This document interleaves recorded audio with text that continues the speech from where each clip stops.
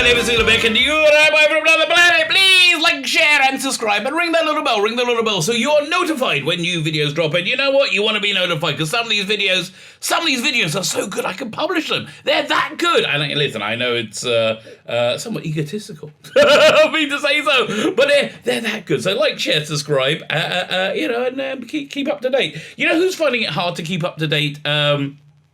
Radio Times. They're finding it hard to keep up to date with the comings and goings on Doctor Who, because there is no comings and goings with Doctor Who. Well, no, there must be. They must. I mean, they're in the middle of making season 13, which really, why? Just like how? Why? Okay, but they are. That's going down. But there's no news, zero news, and I get the feeling zero excitement coming out of Cardiff. So Radio Times, which has been like, the shilliest of the shills for the current era, they have nothing to report. I was just saying this last night on a live stream. There is nothing to report on. Nothing's happening. So even the Radio Times, who is essentially Chris Chibnall's mouthpiece, they are left hunting around for scraps to find rumours and leaks to have anything to put in their sci-fi news section. Fortunately, those bright-eyed, bushy-tailed little scamps have found something, and we're going to read it. And I think this is rumour, but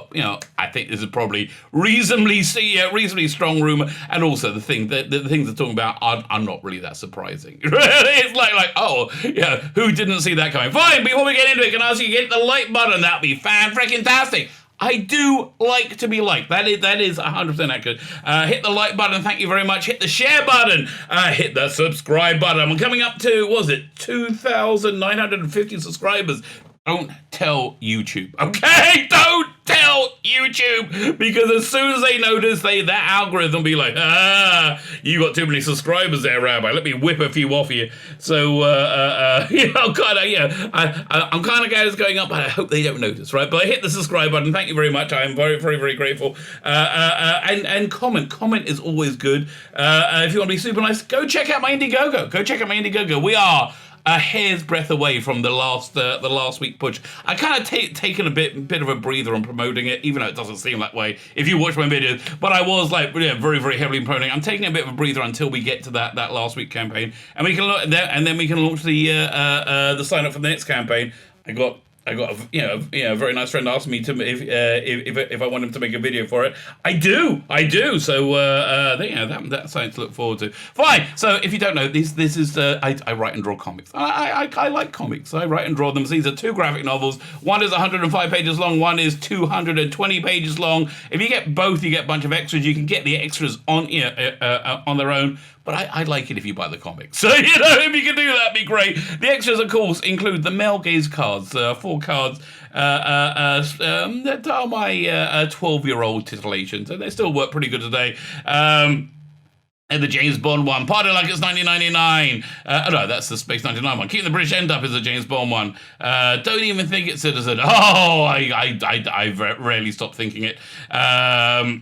It's No Hanky Panky in the TARDIS, my personal favourite.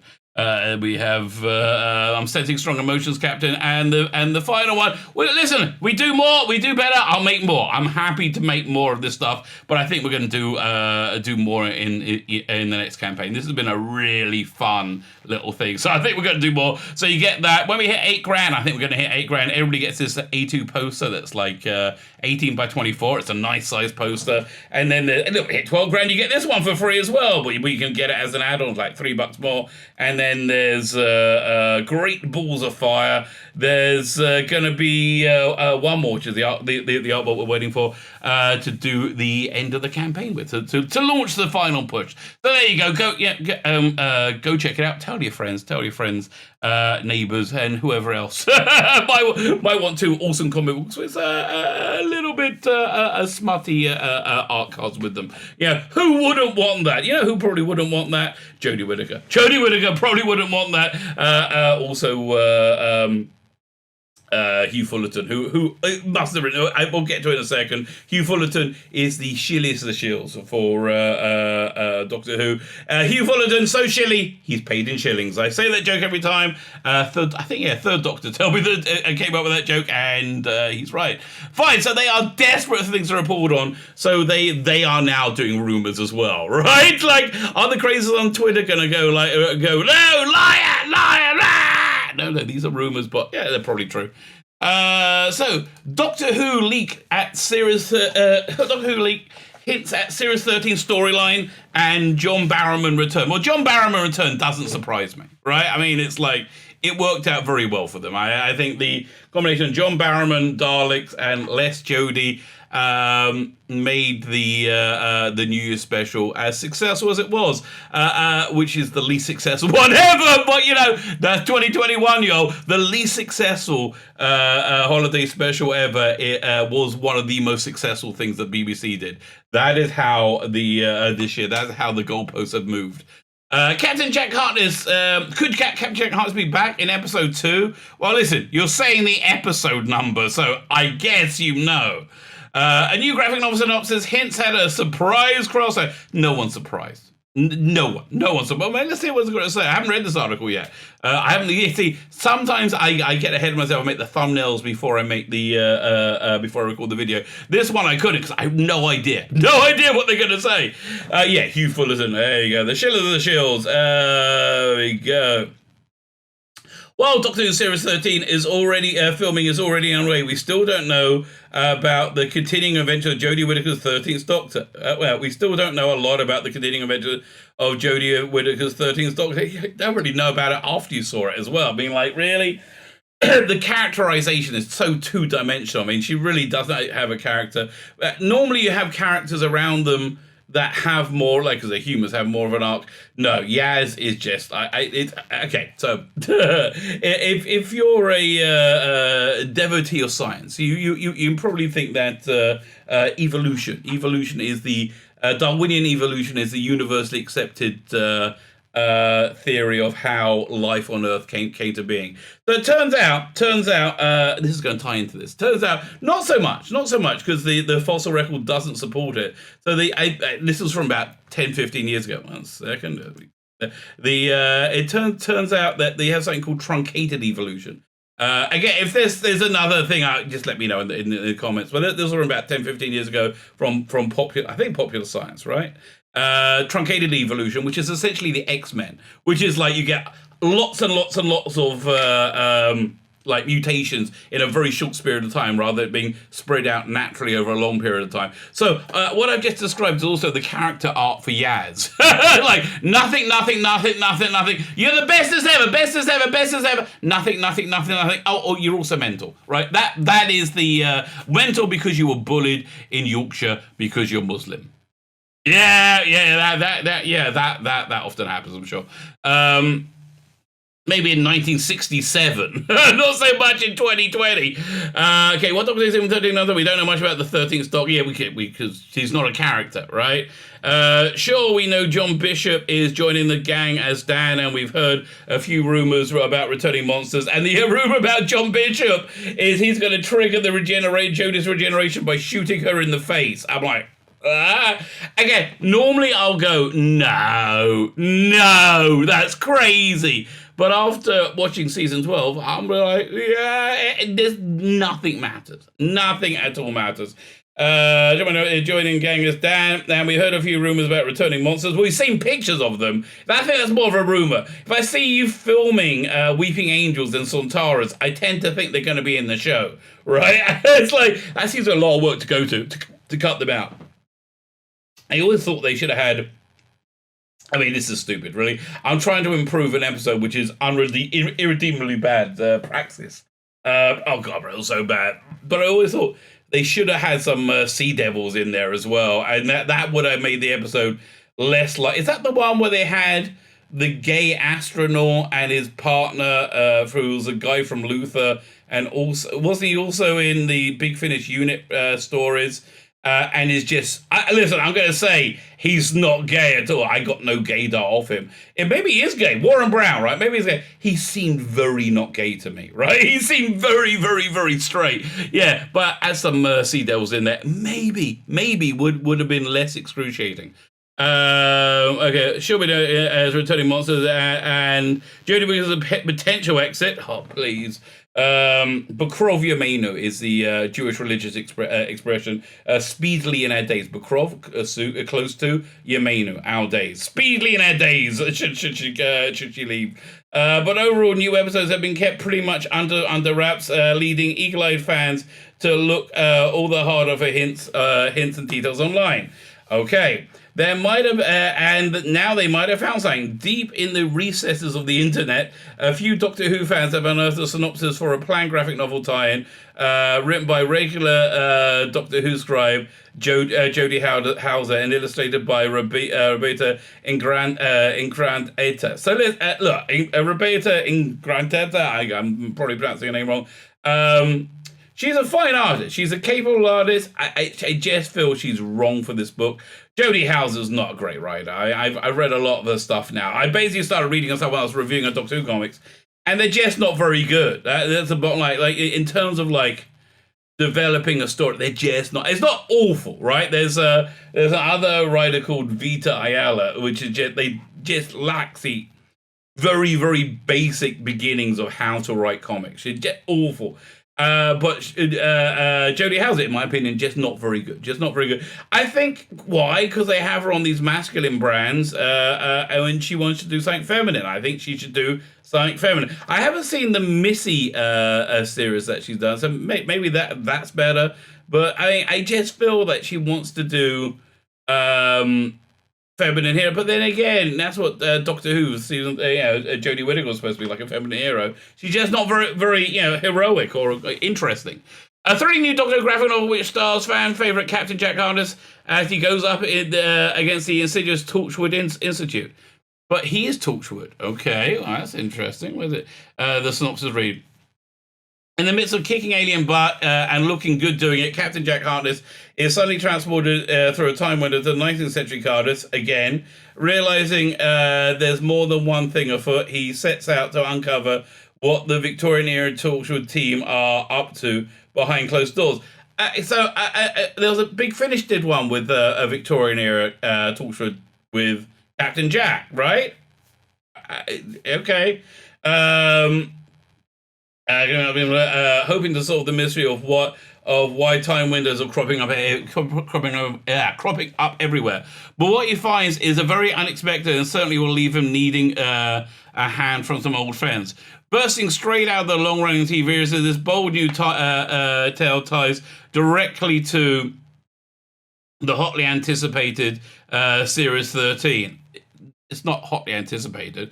Buy it, read it, and travel back time and read it for the first time all over again. Okay, so why is this connecting it to episode 2? The synopsis was originally found on the official Penguin Random House website, and while it's been removed, it's still publicly available to view on other sites.